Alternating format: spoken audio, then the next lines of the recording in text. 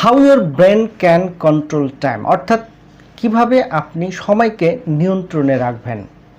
আমরা অনেকেই সময়কে নিয়ন্ত্রিতভাবে অপচয় করতে পারি না, বা ঠিকমতো কোনো কাজকে সময়ের আবর্তে রেখে সেগুলোকে ঠিকঠাকভাবে সম্পূর্ণ করতে পারি না।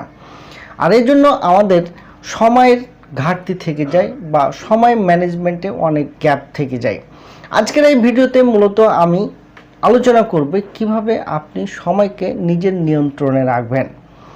তো এই বিষয়ে বিস্তর আলোচনা করার পূর্বেই আপনাদের বলে রাখি, যদি আমার এই চ্যানেলটি ভালো লেগে থাকে তাহলে আমার চ্যানেলটির সাথে থাকবেন এবং চ্যানেলটিকে সাবস্ক্রাইব করে রাখবেন। তো চলুন শুরু করা যাক কিভাবে আমরা সময়কে নিজেদের নিয়ন্ত্রণে রাখব। আমরা অনেকেই যখন স্কুলে পড়াশোনা করি তখন সময়ের মূল্য নিয়ে একটি রচনা খুব ভালোভাবে শিখে থাকি, কারণ সেই সময় তখন এই রচনাটির ভ্যালু অনেক বেশি থাকে। অর্থাৎ এইরকম একটি রচনা পরীক্ষার খাতায় আসবে, এই জন্য আমরা সময়ের যে গুরুত্ব সেই গুরুত্বটাকে ভালোভাবে জেনে রাখি বা জানার চেষ্টা করি। কিন্তু এই সময়ের মূল্য আসলে পরীক্ষার খাতাতেই আটকে আছে। বাস্তবিক জীবনে আর সময়ের মূল্য বা গুরুত্বের উপলব্ধি করা হয়ে ওঠে না।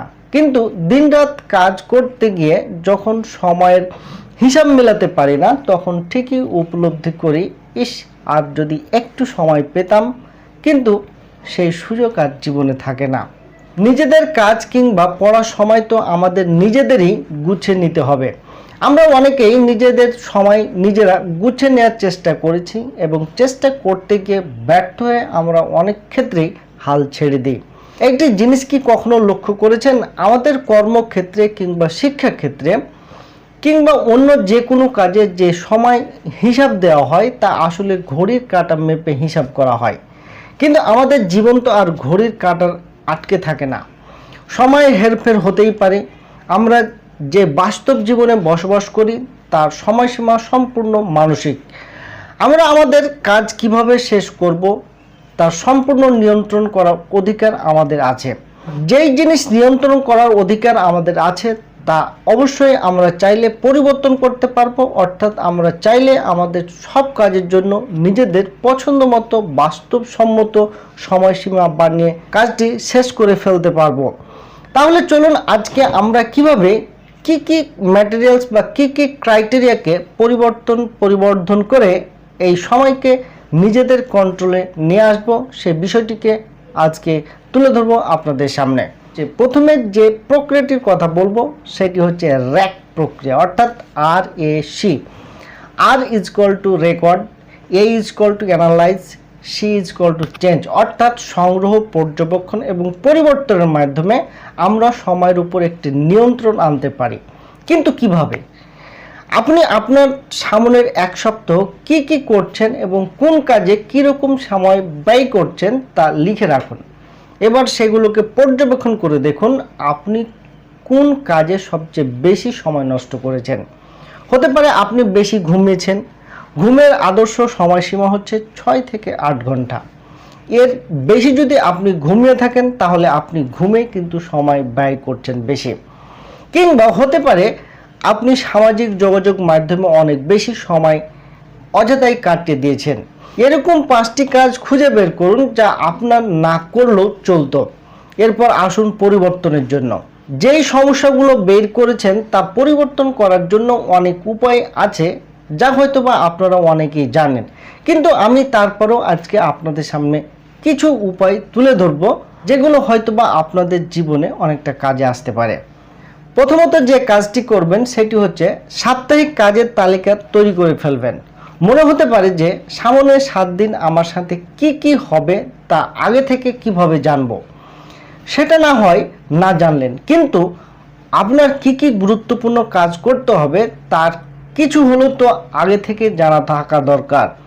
আপনার শিক্ষাক্ষেত্রে পুরো এক সপ্তাহের কার্যক্রম বা কর্মসূচি দেওয়া থাকে, সেখান থেকে আপনি জানতে পারেন যে আপনার সামনে কোন পরীক্ষা আসছে কি না। এখানে পরীক্ষাটি আপনার জন্য গুরুত্বপূর্ণ, এটিকে তালিকা করে রাখবেন। তেমনি আপনার অন্যান্য গুরুত্বপূর্ণ কাজের তালিকা করে রাখলে কোন কাজে ভুল হওয়ার সুযোগ থাকবে না। সেই সাথে যদি কোনো কাজের জন্য সময়ের পরিবর্তন করতে হয় তাহলে তাও আপনি আগে থেকে ধারণা করতে পারবেন। একই সাথে যদি কোনো গুরুত্বপূর্ণ সাক্ষাৎকার থাকলে তার জন্য আলাদা সময় ঠিক করে ফেলুন। এভাবে আপনি সাপ্তাহিক কাজগুলো একটি শিডিউল বা একটা ইন্ডেক্সের মধ্যে করে ফেলুন। দ্বিতীয় যে বিষয়টির কথা উল্লেখ করব সেটি হচ্ছে আগের কাজ আগে করুন। লেখক মার্ক টয়েনের একটি বিখ্যাত উক্তি আছে, যদি ব্যাঙ খাওয়া আপনার কাজ হয় তাহলে এটি সকালে খেয়ে ফেলাই ভালো, আর যদি দুটো ব্যাঙ খেতে হয় তাহলে বড়টি আগে খান। এর মানে হলো আপনার যে কাজ আগে করা উচিত, যে কাজ না করলেই না সে কাজ আগে শেষ করে ফেলুন। এটি পরবর্তীতে আপনাকে বাড়তি কাজের চাপ থেকে মুক্তি দিবে। দিনের শুরুতে 30 মিনিট দিন। সকালে ঘুম থেকে উঠে কি করেন? দাঁত ব্রাশ করেন, কাজে কিংবা শিক্ষাক্ষেত্রে যাওয়ার জন্য তৈরি হন। এই কাজগুলোর মাঝে 30 মিনিট সময় বের করে নিন।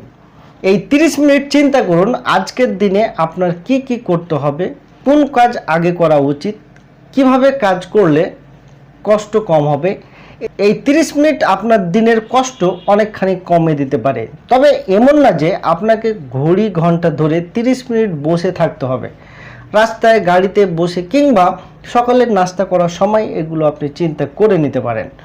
সব কিছু গুরুত্ব সমান নয়। একটা জিনিস মনে রাখবেন, আপনার কাজের সব কাজের গুরুত্ব কিন্তু একই নয়। কাজ করছেন কিংবা কোনো পড়া পড়ছেন, এমন সময় কেউ ফোন করলো অথবা একটি ইমেল আসলো কিংবা ফেসবুকে একটি মেসেজ আসলো।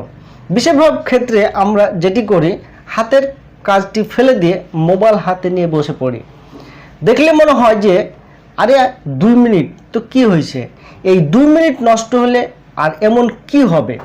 কিন্তু এই 2 মিনিট যে আপনার কাজের গতি 30 মিনিট কমিয়ে দিতে পারে সেটি আমরা ভুলেই যাই। তাই এখন থেকে যখন কোনো ফোন কল কিংবা ইমেল আসবে অথবা কেউ ডাক দিবে, আপনার সাথে সাথে সেটি না দেখে যতটুকু আগে কাজ করা দরকার সে কাজটি শেষ করে ফেলুন, তারপর দেখতে যাবেন। এতে করে আমাদের কাজের গতি কমে যাবে না, বা আমরা সময়ের উপর একটি নিয়ন্ত্রণ রাখতে পারবো বা সময়কে সঠিকভাবে কাজে লাগাতে পারবো। অনেক অফিসে বা আদালতের টেবিলের উপরে লিখে থাকে ডোন্ট ডিস্টার্ব মি, বিরক্ত করবেন না।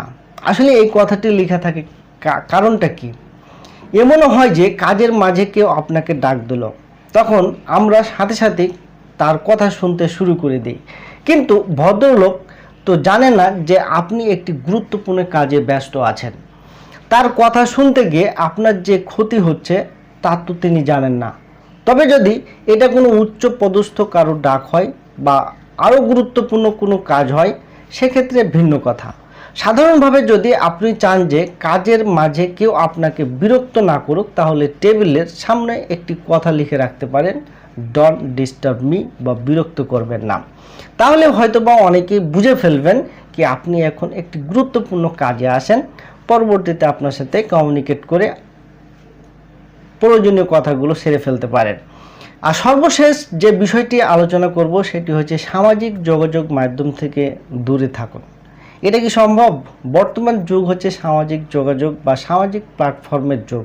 এখান থেকে যদি আমি দূরেই সরে যাই তাহলে মনে হয় বা বেশিক্ষণ থাকা সম্ভব হবে না। তারপরেও লেখাপড়া কিংবা কোনো কাজ করার সময় যে ভুলটি আমরা সবচেয়ে বেশি করে থাকি তা হলো সামাজিক যোগাযোগ মাধ্যমে ডুবে যাওয়া। আপনি একটি গুরুত্বপূর্ণ কাজের মধ্যে এটি আসলে অনেক ক্ষতি করে থাকে। আপনি যদি দিনে 3 থেকে 4 ঘন্টা সামাজিক যোগাযোগ মাধ্যমে কোনো দরকার ছাড়াই কাটিয়ে দেন তাহলে তা অনেক ক্ষতিকর। ধরে নিন আপনি 30 মিনিটের মধ্যে একটি কাজ শেষ করবেন। এই 30 মিনিট আপনি চান না কেউ আপনাকে বিরক্ত করুক। কাজ শুরু করার আগে মোবাইল ফোনটি হাত থেকে দূরে কোথাও রেখে দিন। এতে করে মোবাইলে কোনো বার্তা এলেও আপনি কাজ ফেলে উঠবেন না, কারণ মোবাইলটি আনতে হলে আপনাকে চেয়ার ছেড়ে একটি নির্দিষ্ট জায়গায় যেতে হবে। তাই এটি একটি ভালো উপায় হতে পারে নিজেকে মোবাইল এবং সামাজিক যোগাযোগ মাধ্যম থেকে কিছুটা হলেও দূরে রাখা।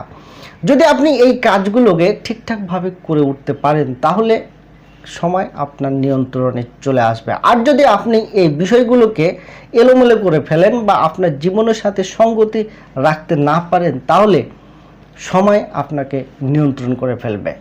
তো আপনি সময়কে নিয়ন্ত্রণ করবেন না সময় আপনাকে নিয়ন্ত্রণ করবেন, সেটা নিতান্তই আপনার বিষয়। সকলেই ভালো থাকবেন, সুস্থ থাকবেন। দেখা হবে পরবর্তী কোনো ভিডিওতে। সকলকেই ধন্যবাদ।